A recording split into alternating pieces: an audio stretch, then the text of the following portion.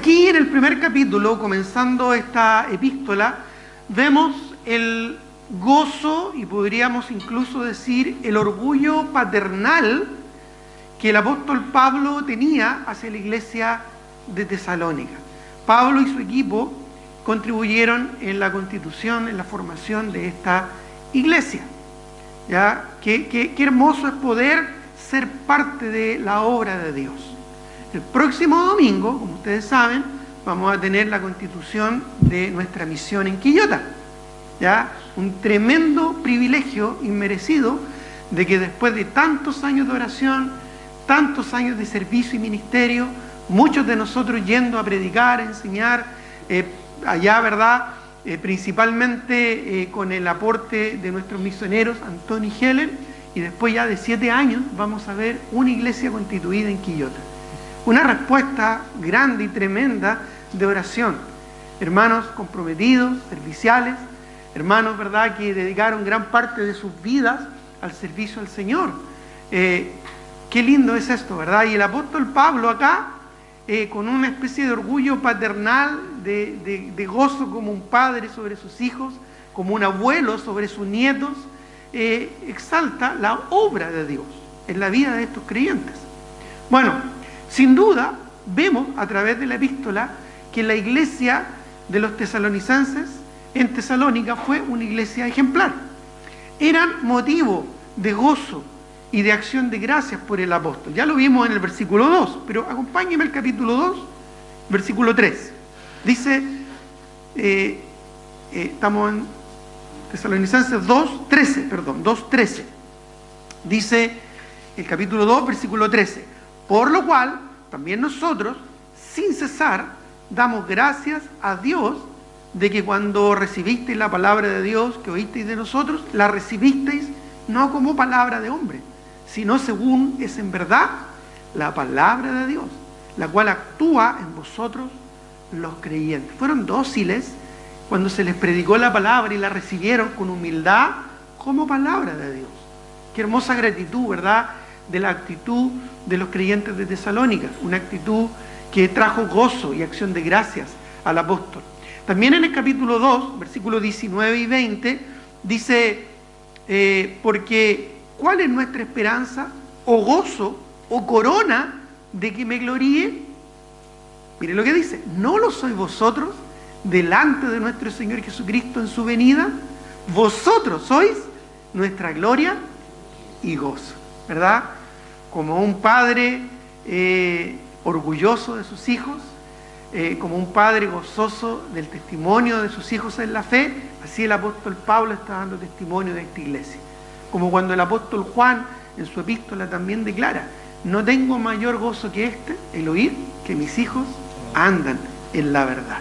También en el capítulo 3, versículo 9, dice 3:9, por lo cual, ¿qué acción de gracias podemos dar a Dios por vosotros? Por todo el gozo con que nos gozamos a causa de vosotros delante de Dios. Mira qué lindo cómo el apóstol tiene palabras de gratitud a Dios por el testimonio de estos creyentes. Qué importante es que nosotros también seamos motivo de gozo y gratitud al Señor de nuestros líderes espirituales, y que como iglesia y como creyentes seamos motivo de gozo y gratitud, ¿verdad? Por estar fieles en los caminos del Señor, por ser perseverantes en los caminos del Señor y sobre todo por ser consecuentes con la palabra del Señor. Además, ellos, los de Tesalónica, el apóstol Pablo destaca que eran ejemplo y motivación para otras iglesias. Ya lo vimos en el capítulo 1 del versículo 7, ¿recuerdas? De tal manera dice que habéis sido ejemplo a todos los de Macedonia y Acaya que han creído.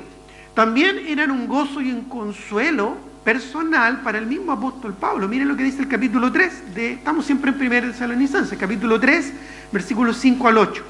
Dice, por lo cual también yo, no pudiendo soportar más, envié para informarme de vuestra fe. No sea que os hubiese tentado el tentador y que nuestro trabajo resultase en vano.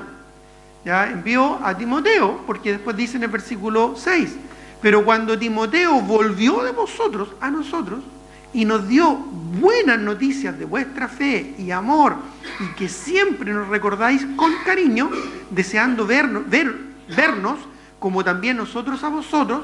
Por ello, hermanos, en medio de toda nuestra necesidad y aflicción, ellos estaban en Corinto, estaban siendo perseguidos en ese momento, dice, fuimos consolados.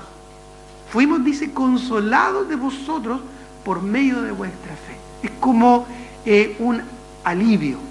Ya me imagino aquí el apóstol Pablo relatando esto para que su escribiente lo anotara, o él mismo anotándolo, ¿verdad? Ya casi oigo el suspiro del apóstol Pablo, ¿verdad? Qué bueno saber que ellos están firmes y fieles en el Señor. Mire lo que dice el versículo 8. Porque ahora vivimos. O sea, el ánimo, ¿no es cierto?, fueron motivo de ánimo para el apóstol. Si vosotros estáis firmes en el Señor. Quizás podríamos haber escuchado, ¿verdad?, las palabras del apóstol Pablo decir, por esto vale la pena servir al Señor. Porque a pesar que hay personas que no escuchan el Evangelio, o aún hay creyentes que se apartan del Evangelio, hay otros que son fieles al Señor.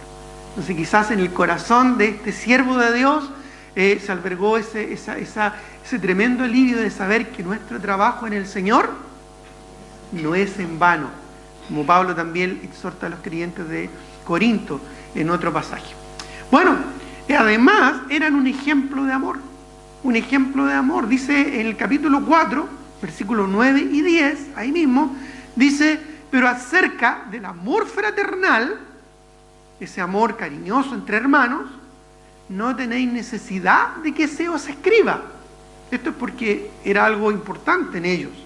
No tenéis necesidad de que se os escriba, porque vosotros mismos habéis aprendido de Dios que os améis unos a otros. Y dice el verso 10, y también lo hacéis, así con todos los hermanos que están por toda Macedonia. Pero rogamos, hermanos, que abundéis en ello más y más. Nunca es suficiente el amor, ¿verdad? Porque Dios es amor y es eterno. Por lo tanto, estos creyentes eran un lindo testimonio también de amor genuino, un amor sacrificial, un amor consagrado. No solo ese amor romántico, ¿verdad?, emocional, sino un amor traducido en servicio. Quizás ellos estaban de alguna manera también siendo bendición a otros, porque si bien somos bendecidos, pero siempre hay que entender que somos bendecidos para bendecir a otros. También eran un ejemplo en las tres características de un creyente genuino. Eso lo vimos hace algunos domingos atrás, ¿recuerda? Fe, amor y esperanza. Lo mencioné al principio, en el capítulo 1, versículo 3, dice, acordándonos sin cesar delante de Dios y Padre nuestro de la obra de vuestra fe, del trabajo de vuestro amor y de vuestra constancia en la esperanza de nuestro Señor Jesucristo. También en el capítulo 3, versículos 6 al 13, declara, pero cuando Timoteo volvió de vosotros a nosotros y nos dio buenas noticias de vuestra fe y amor, y que siempre nos recordáis con cariño, deseando vernos como también nosotros a vosotros, pues dice, por ello, hermanos, en medio de toda nuestra necesidad y aflicción, fuimos consolados de vosotros por medio de vuestra fe. Ahora vivimos y vosotros estáis firmes en el Señor. Y la esperanza, como vimos, ¿verdad?, es lo que trae la firmeza espiritual. Y más adelante, ¿verdad?, habla acerca justamente de esa esperanza que ellos tenían en el Señor en el versículo 13, para que sean afirmados vuestros corazones irreprensibles en santidad delante de Dios nuestro Padre en la venida de nuestro Señor Jesucristo con sus santos. Tres características fundamentales de un creyente genuino, que reitera además en el capítulo 5, de aquí, capítulo 5, versículo 8. Pero nosotros que somos del día, seamos sobrios, habiéndonos vestido con la coraza de fe y de amor y con la esperanza de salvación como yelmo.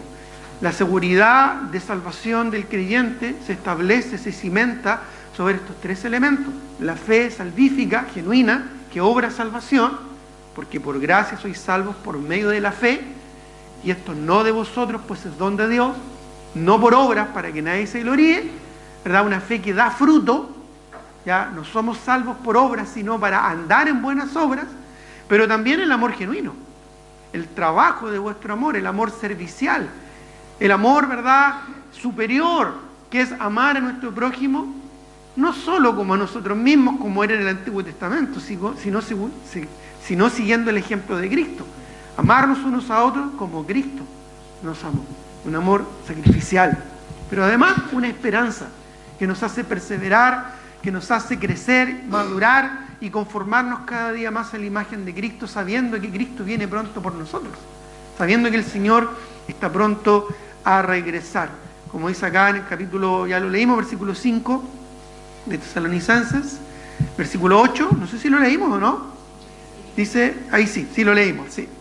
Bueno, y además era un ejemplo de edificación y de motivación mutua. Un ejemplo de motivación y edificación mutua. El discipulado lo tenían en el ADN, porque la motivación y la edificación mutua es el fundamento esencial del discipulado. El discipulado no son lecciones para nuevos creyentes. El discipulado es el esquema que el Señor Jesucristo primero desarrolló en la vida de sus seguidores para hacerlos discípulos, y luego quiso que eso se transmitiera hasta lo último de la tierra. Tenemos la gran comisión, por tanto, ir y hacer discípulos. Haciendo discípulos, luego se hace la obra del ministerio.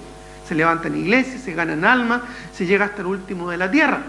Pero ahí está el desafío. Y eso implica crecimiento, eso implica madurez, eso implica transformación. Miren lo que dice el capítulo 5, versículo 11.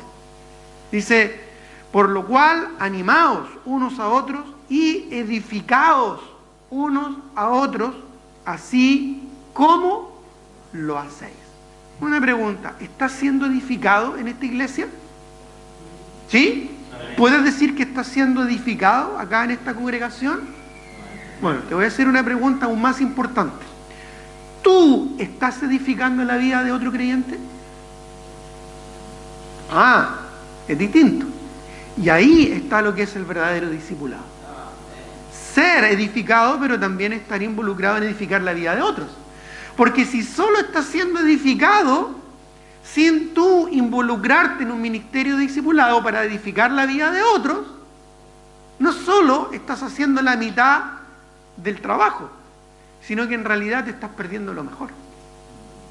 O sea, el llamado de Cristo no es solo salvar tu alma y edificar tu vida, es para que tú y yo nos involucremos en la edificación de otros creyentes. Si no estamos involucrados en edificar la vida de otro, estamos perdiendo el tiempo. Estamos realmente perdiendo el tiempo, porque el tiempo Dios quiere que lo invirtamos correctamente, entendiendo cuál es la buena voluntad de Dios, dice Pablo a los Efesios, aprovechando bien el tiempo. Y necesitamos comprender esta verdad. Entonces, sin duda, la iglesia de Tesalónica era una iglesia ejemplar. Pero escucha esto, para ser un buen ejemplo a seguir, primero tengo que seguir un buen ejemplo. Lo repito, para ser un buen ejemplo a seguir, primero tengo que ser un buen ejemplo. Y el Nuevo Testamento habla mucho acerca de esto. Y esto tiene mucho que ver con lo que es el discipulado. Seguir el buen ejemplo y ser un buen ejemplo a seguir es la esencia del discipulado. Es ser edificado y edificar la vida de otros. Es dejar que Dios me transforme y yo colaborar con el Espíritu Santo en la transformación de la vida de otros creyentes. La vida cristiana no es una experiencia religiosa de participar solo en una congregación para recibir, sino que está diseñada para recibir y para dar. Está diseñada para que nuestra vida trascienda a otros. Si solo me conformo con estar y recibir, estoy siendo egoísta y no estoy cumpliendo el propósito que Dios tiene para mi vida. La gran comisión no está solo enfocado en venir y edificar iglesias. La Biblia nos dice, por tanto, id y levanten iglesias y congréguense fielmente, como si fuera un acto religioso. Incluso tampoco dice, por tanto, id y ganen almas. Dice, id y hagan discípulos. Porque un discípulo genuino, verdadero, va a ganar almas, se va a congregar, va a edificar iglesias y va a llegar hasta el último de la tierra con el Evangelio. Pero para eso tengo que ser un discípulo.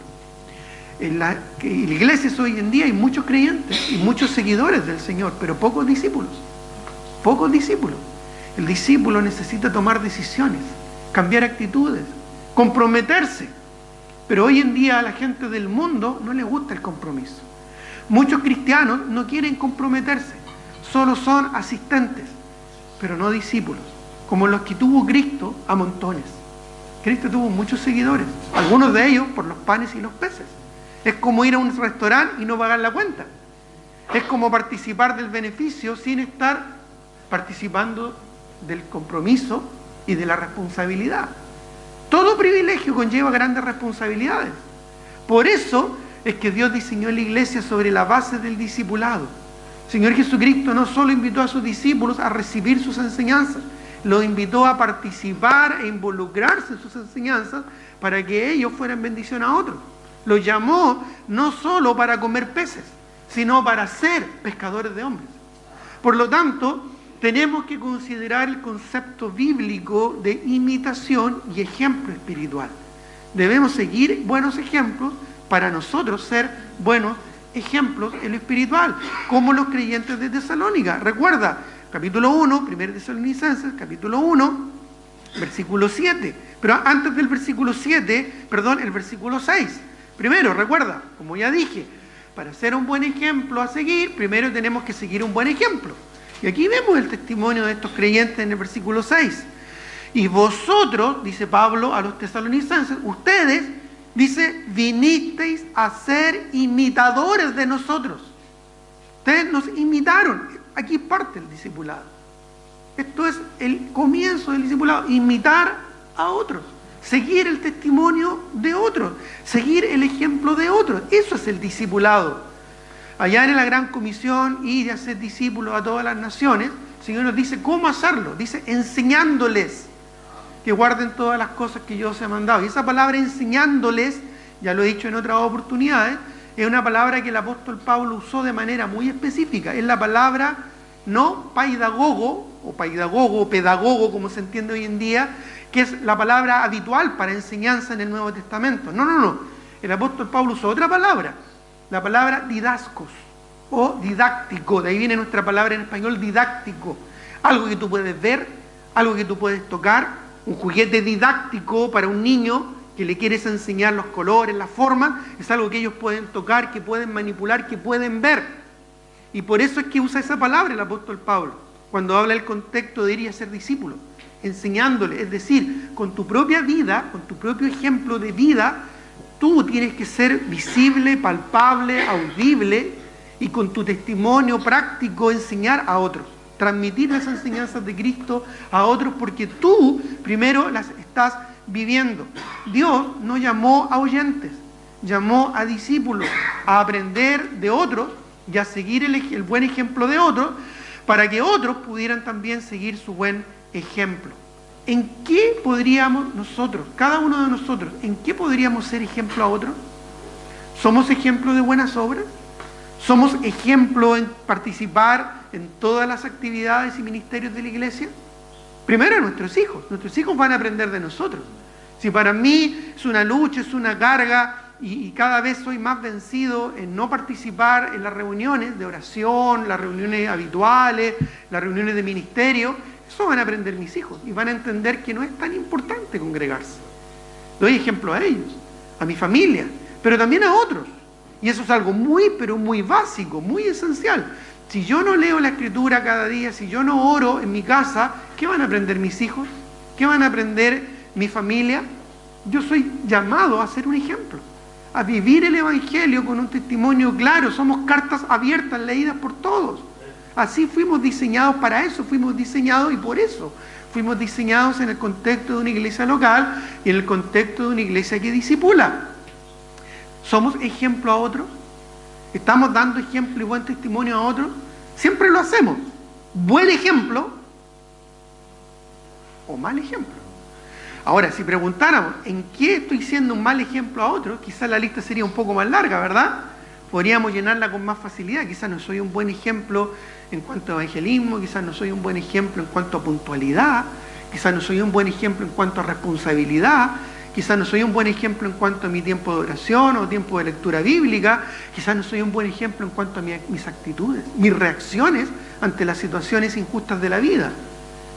Tengo que ser un ejemplar para que otros también sigan mi ejemplo.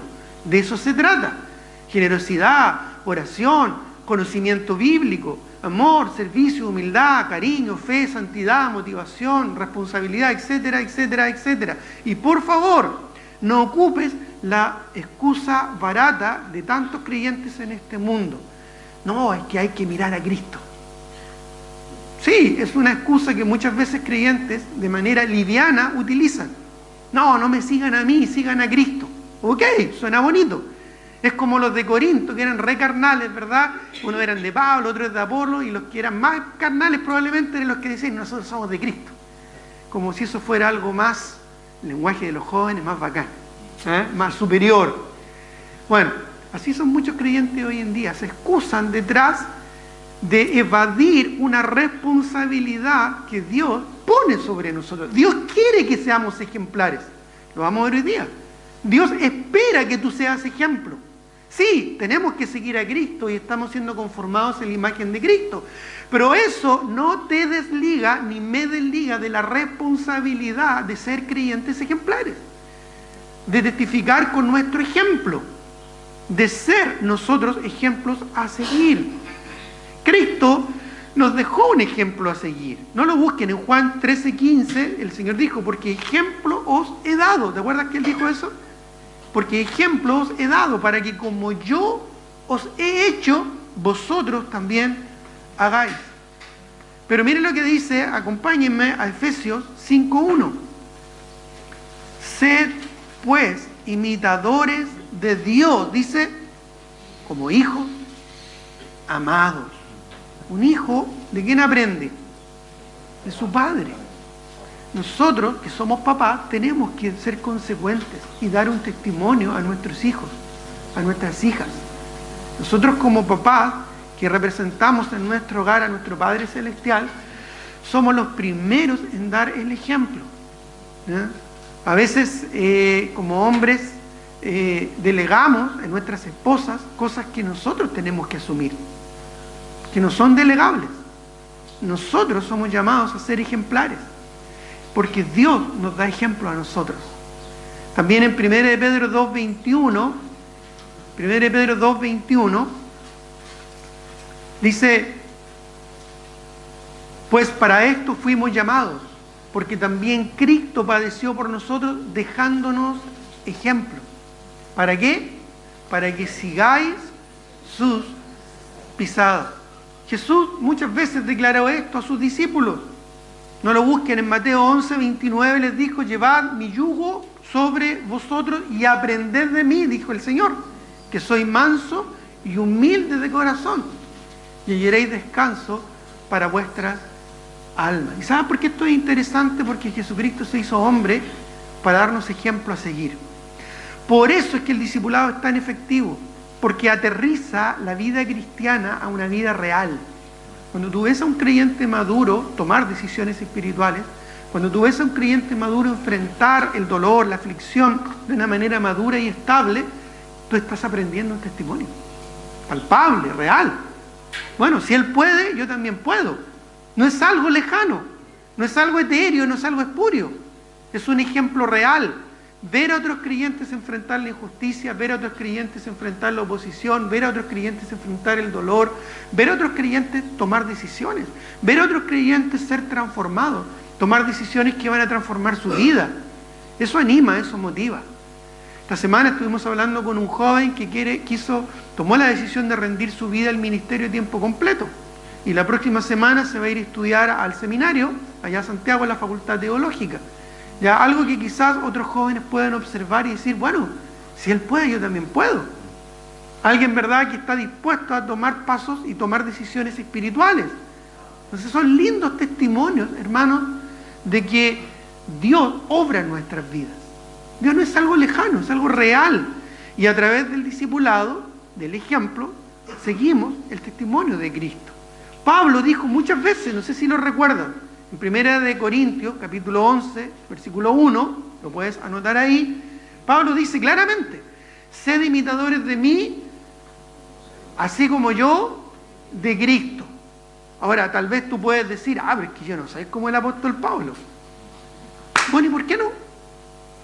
¿Que el apóstol Pablo era un ser angélico especial? ¿Fue concebido bajo inspiración divina, como Jesús? No, fue un hombre como tú, como yo. Él mismo decía, yo soy el primero de los pecadores. Como abortivo el Señor me encontró, dice ahí en 1 Corintios 15, como un despreciado. Miserable de mí, ¿quién me librará de este cuerpo de muerte? Dijo el apóstol Pablo. Con mi mente sirvo al Señor, pero con mi carne sirvo a las cosas de este mundo, a mis pasiones. No era un ser especial. Y otros siervos del Señor tampoco lo fueron. Como Elías, dice Pedro, ¿verdad?, sujeto a las mismas pasiones que nosotros. Entonces, no es excusa decir, no, pero es que el apóstol Pablo, ¿no? O decir, ¿verdad?, no, es que el pastor o el hermano, y yo no soy, no, ¿por qué no? Si eso es lo que Dios quiere que tú seas.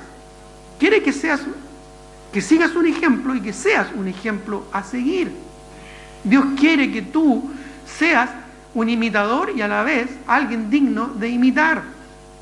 Pablo se incluye, incluso como parte no individual, sino parte de un equipo de trabajo ejemplar. 1 Tesalonicenses, capítulo 1, versículo 6, una vez más, ahí en nuestro texto, dice claramente, y vosotros vinisteis a ser imitadores, no dice de mí, dice de, y ese nosotros, ¿a quién se refiere? Bueno, directamente menciona el capítulo 1, versículo 1, Pablo, Silvano y Timoteo. Y directamente a Silvano y Timoteo junto con él como ejemplo a seguir. ¿Te das cuenta? Incluso a otras iglesias como testimonio a seguir. Por ejemplo, 1 Tesalonicenses, estamos ahí, capítulo 2, versículo 14. Miren lo que dice. Y porque vosotros, hermanos, vinisteis a ser imitadores de las iglesias de Dios en Cristo Jesús que están en Judea. Las iglesias de Judea fueron un testimonio a imitar para los creyentes de Tesalónica. Interesante. Pues habéis padecido de los de vuestra propia nación las mismas cosas que ellas padecieron de los judíos. Imitaron a la iglesia de Judea, de allá, ¿verdad?, cómo ellos se mantenían firmes y fieles en el Señor, sirviendo al Señor, aún en medio de la oposición. ¿Te acuerdas cuando tomaron preso a Juan, cuando tomaron preso a Pedro, que hacía la iglesia? Sin cesar hacía oración por ellos. De la misma manera, Pablo da gracias a los creyentes de Tesalónica por sus oraciones. ¿Te das cuenta? Ellos no fueron orgullosos para decir, no, nosotros aquí hacemos las cosas como nosotros las hacemos. No tenían que inventar la rueda ni inventar el fuego de nuevo, tenían que simplemente seguir el testimonio de otras iglesias, de otras congregaciones. Qué importante, hermano, es buscar buenos ejemplos a seguir. Y ahí es algo importante que destacar. No solo siguieron ejemplos, sino siguieron buenos ejemplos. Si vas a ser un buen ejemplo a seguir, primero tienes que buscar tú un buen ejemplo a seguir. Es decir, tienes que preocuparte de seguir e imitar a creyentes maduros. Y no estamos hablando aquí de una imitación barata, ya de esas imitaciones que se echan a perder luego, pronto, sino estamos hablando de seguir las pisadas de alguien, ¿no es cierto?, y aprender del Señor. Estamos hablando, ¿verdad?, de seguir un ejemplo.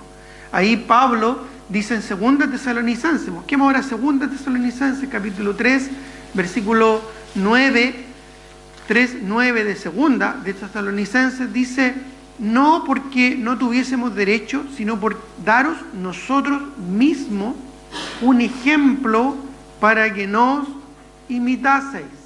Pablo ahí en el contexto está hablando de trabajar con sus propias manos para no cargar a la iglesia. Está hablando en contra de aquellos que andan desordenadamente, ¿verdad?, dependiendo siempre de los demás, sino que ellos mismos trabajaron, ellos mismos se esforzaron para dar un ejemplo, para dar un testimonio a otros, ¿verdad? Entonces, ustedes no imitaron. Dice una vez más, ¿verdad?, vinisteis a ser imitadores. Ya habéis sido ejemplo todos los de Macedonia. Bueno, vemos el ejemplo, ¿verdad?, de la iglesia. dejando nosotros mismos ejemplo para que nos imitaseis. ¿Qué ejemplo estás dando tú? ¿Qué ejemplo estamos dando nosotros, incluso como iglesia? ¿Estamos dando un buen ejemplo? Dios quiere que seamos ejemplares. No es excusa esconderse bajo la sombra de otros. No es excusa. Y a veces hay creyentes que se me acercan y me dicen: pastor, le pido que ore por mi hijo, porque usted lo escucha más al Señor. ¿Ya? Como si yo tuviera algún tipo de pituto con el Señor. No, hermano. Dios nos escucha a todos por igual cuando nuestro corazón humilde va a su trono de gracia. Yo no tengo más pituto que el que tienes tú. Mi único pituto, ¿verdad?, es Cristo. Y si tú tienes a Cristo en tu corazón, tú también lo tienes. ¿Ya? Entonces, sí, yo puedo orar por tu hijo, no hay problema. Podemos pedir que otros oren también. Pero tú tienes que orar. Y más aún, tú tienes que ser un buen ejemplo a tus hijos. Tú tienes que dar un buen testimonio. Y ahí está la clave, ¿te fijas? Entonces, hermano, quiero enfatizar mucho esto.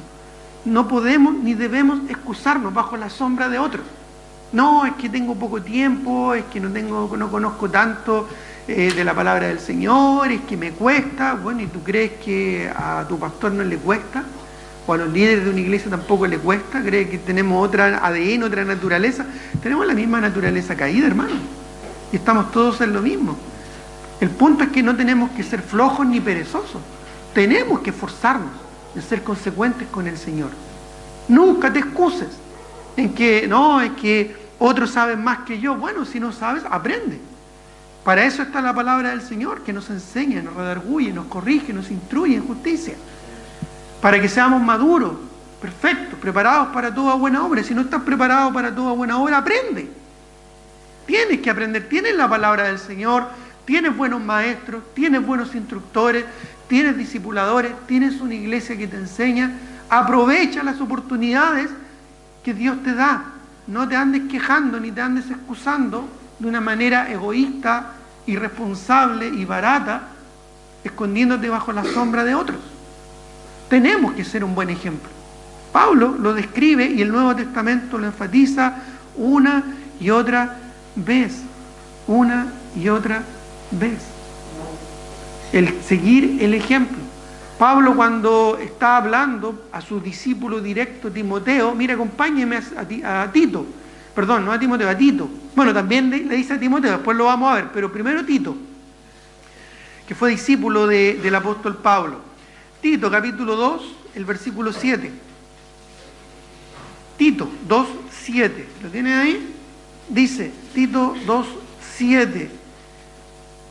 Dice, presentándote tú en todo como ejemplo de buenas obras, en la enseñanza, mostrando integridad, seriedad. Pablo no solo llama a Tito a exhortar a los jóvenes y predicar a los creyentes y enseñar la sana doctrina, sino que a que él dé un buen ejemplo, él dé un buen testimonio.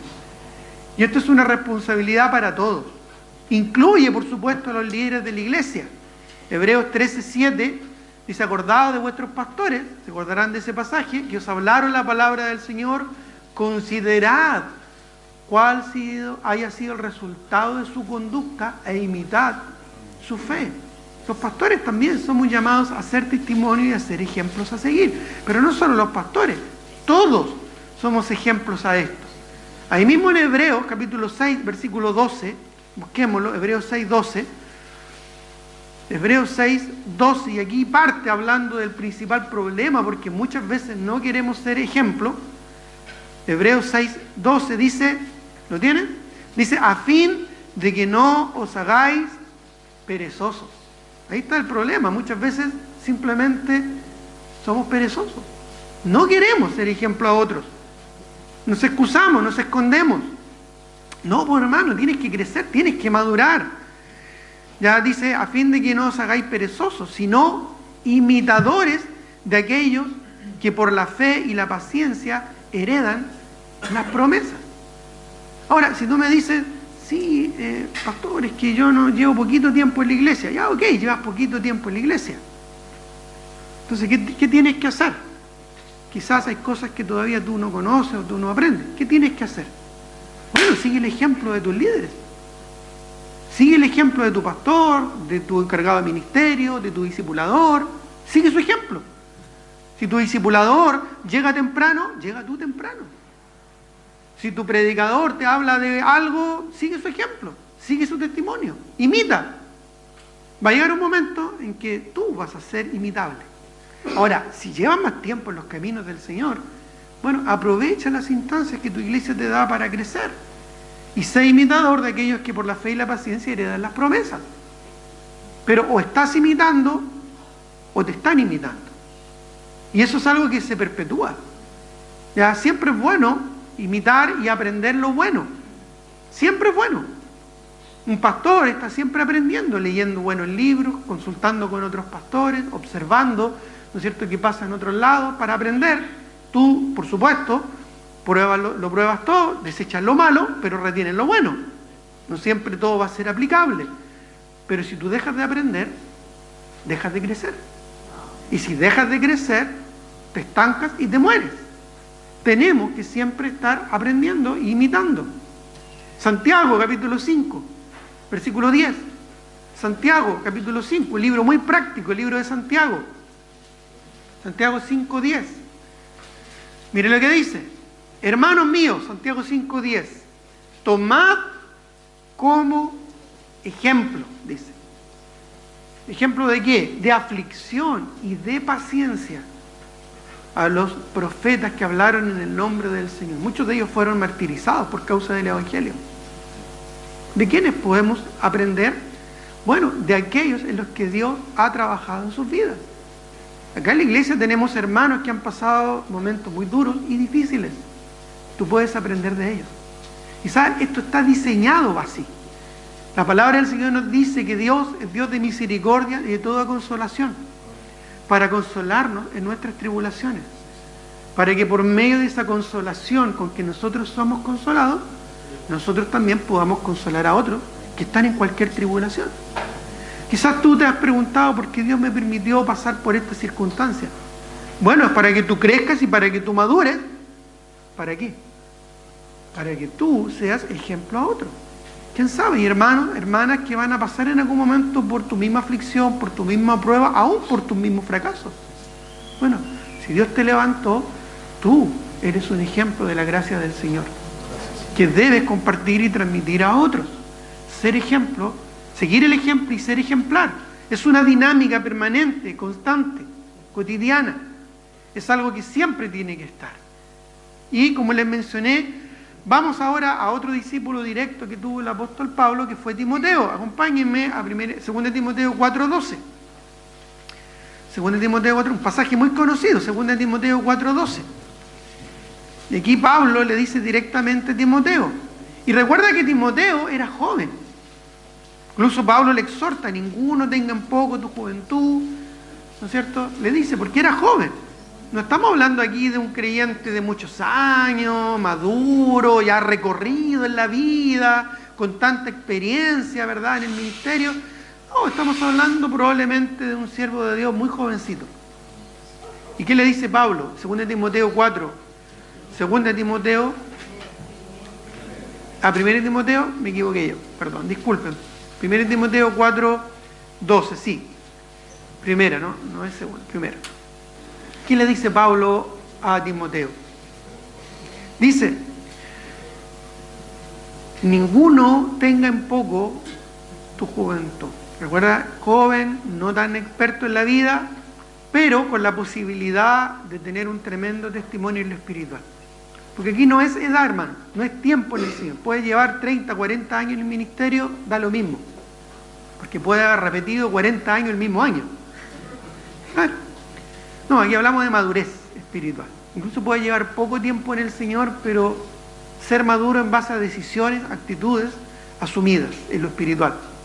Así que Pablo dice: ninguno tenga en poco tu juventud, que nadie te menosprecie, que no vean tu juventud, tu poco tiempo de experiencia, porque hay otras cosas que son más potentes en el liderazgo.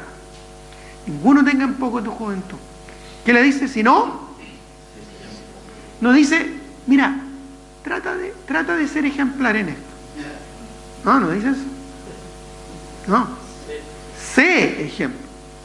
No es opcional. Es un mandato, una orden. Hermano, tenemos que ser ejemplo. ¿Ya? Tenemos que darnos el tiempo para ser ejemplo. Si eres de los que llega a la iglesia tarde y te vas temprano, ¿qué ejemplo estás dando? Si eres de los que nunca participa y se involucra en la actividad de la iglesia, ¿qué ejemplo vas a dar? ¿Qué momento vas a dar ejemplo? Si eres de los que nunca está o cuando se necesita desaparece, ¿qué ejemplo vas a dar? No, sé ejemplo. Tenemos que estar. Tenemos que ser vistos. Tenemos que ser conocidos. No, es que yo quiero pasar ahí desapercibido. Sí, no todos tienen la misma personalidad, ¿verdad? Otros quizás son más visibles que otros. Pero aunque no lo seas tanto, Timoteo probablemente no era de una personalidad muy visible, tanto que Pablo tiene que varias veces decirle, ¿verdad? Que se anime, que nadie lo menosprecie, ya que avive el fuego del don que estaba en él, que reprende, exhorta con toda paciencia y doctrina, en tiempo y fuera de tiempo, y tiene que estarlo ahí animando, ¿verdad? Quizá no era de los más expresivos, pero él sí tenía que cumplir con su responsabilidad de ser ejemplar. Sé ejemplo. Y menciona acá dos aspectos, uno externo y uno interno. En lo externo habla de la palabra. Sé ejemplo en palabra, conducta y amor. Son aspectos externos. Palabra, lo que hablamos. ¿Cómo? ¿Cuándo? ¿Dónde? ¿Con quién hablamos? ¿Por qué hablamos? ¿Qué temas hablamos? Si te juntas con otros creyentes y te pasas hablando de cosas de la moda de este mundo, cosas de las coyunturas de este mundo, si simplemente hablas, ¿verdad?, y te quejas de los problemas políticos, sociales y económicos de nuestro país o del mundo, si ese es tu tema de conversación, qué pobre, porque no estás siendo un buen ejemplo. Pero si tú compartes la palabra, animas, exhortas a otros a servir al Señor, palabras de gracia. Nuestras palabras, dice, deben ser palabras de gracia. Quizás tus palabras son solo quejas. Quizás tus palabras son solo mundo, cosas de este mundo. O tus palabras deberían ser palabras de edificación. Pero no solo las palabras, la conducta. Nuestro comportamiento cotidiano, constante. Nuestra conducta ante los demás. No, es que yo soy así y hasta me jacto de ser así. No, tenemos que ser ejemplo en todo, hermano. Aún en lo que hacemos, en cómo nos comportamos, cómo somos en nuestro hogar, en nuestra intimidad, en nuestra soledad. Tenemos que ser ejemplo a los demás, cartas abiertas, leídas por todos. Tenemos que dar testimonio. En todo aspecto, si tu hogar es un hogar desordenado y que no está limpio, eso da testimonio de lo que hay en tu corazón. Tenemos que dar testimonio, un buen testimonio a otros. Y aún en nuestra conducta, en lo que hacemos, cómo lo hacemos, cuándo lo hacemos. Si me veo de una manera descuidada o hablo de una manera descuidada, estoy dando ejemplo. Si no reacciono de una manera adecuada, mi conducta deja que desear, estoy siendo un mal ejemplo. En amor. Y esto es algo externo porque tiene que ver con nuestra actitud de servicio, de entrega, de dedicación, motivación, sacrificio, disposición. ¿Estoy disponible cuando se necesita? Hay algo que hacer. ¿Soy de los primeros que digo ahí yo estoy, heme aquí? ¿O soy de los que dice heme ahí, envíalo a él? ¿Ah? No, hay otros que pueden hacer mejor ese trabajo. Bueno, si tengo tiempo, estoy. Y aún si no tengo tiempo, ¿me hago el tiempo para servir y ayudar a otros? ¿O mi egoísmo me lo impide? Mi timidez me obstruye. Mi actitud inmadura me estorba. No, pues hermano, tenemos que ser ejemplos de amor, amor sacrificial y genuino. Estar ahí, ayudar, apoyar en lo que haya que hacer. No simplemente dejarse llevar. Hay demasiados creyentes, ¿verdad?, que simplemente se dejan llevar en las iglesias y no están siendo creyentes ejemplares en palabra, en conducta y en amor. Pero también están los aspectos internos. Pablo le dice a Timoteo en espíritu, fe y pureza. Hemos estado estudiando por varios jueves seguidos ya sobre la llenura del Espíritu. Este jueves pasado fue la última lección que estudiamos sobre la llenura del Espíritu. ¿Sabe lo que es la llenura del Espíritu? ¿Sabe lo que es ser lleno del Espíritu? Si no lo sabes, ¿por qué no viniste los jueves? ¿Por qué no aprovechaste de congregarte un día jueves y aprender lo que es la llenura del Espíritu? y saber lo que es ser lleno del Espíritu, y no las cosas que enseñan en este mundo, que muchas veces es un espectáculo vacío emocional. Ser lleno del Espíritu es ser controlado por el Espíritu. Y tiene varios aspectos de andar en el Espíritu, de no contristar en el Espíritu y no apagar el Espíritu. Andar en el Espíritu tiene que ver con el control que el Espíritu tiene en tu vida y cómo eso se nota y se evidencia en tu entorno. Pero para eso tienes que estar, para ser enseñado, instruido en la palabra del Señor. Toma decisiones espirituales, congrégate regularmente, aprovecha las oportunidades para crecer en el Espíritu, en la fe. Ejemplo en espíritu, fe y pureza, ¿no es cierto? La fe. Y la fe tiene que ver con el amor, la entrega, la confianza en la palabra del Señor y la voluntad de Dios. Una fe materializada en un día de oración. ¿Eres un creyente que ora? ¿Te congregas como varón los días miércoles por Zoom, ¿no es cierto?, en este encuentro de oración? No, es que es muy tarde, estoy cansado. Parece que el Señor no ha aumentado mucho tu fe. Te va a tener que enviar más pruebas para que entiendas lo importante que es la fe. No, es que me cuesta venir los días jueves. Sí, por supuesto que te va a costar. Y cuando empieces a hacerlo, te va a costar aún más. Ahí está la fe. Ahí está la fe. Si la fe no funciona cuando todo es fácil o cuando todo es bonito. Justamente la fe se ejerce ¿cuándo? Claro, cuando la cosa es compleja, cuando es difícil, cuando hay que hacer sacrificios. No, es que no vengo los jueves porque es muy tarde y no quiero sacrificar a mis hijos porque el otro día se levantan temprano. Bueno, eso le vas a enseñar a tus hijos, que no vale la pena hacer sacrificios para el Señor. Eso van a aprender ellos. El día de mañana, cuando ellos sean grandes y vayan a la iglesia, eso van a aprender. Eso es lo que le estamos enseñando. Ese tipo de fe es la que queremos transmitir a nuestros hijos, o como la de Eloida y la de Eunice, a Timoteo. ¿No es cierto? Que se transmitió a Timoteo y Pablo lo alabó. No, por hermano. Son cosas prácticas. Y pureza, por la voluntad de Dios, dice Pablo a los tesalonicenses, ¿qué es lo que es? Vayamos para terminar en el texto, en el libro en el que estamos, 1 Tesalonicenses 4:3. Dice 1 Tesalonicenses 4:3, por la voluntad de Dios es vuestra santificación, que os apartéis de fornicación.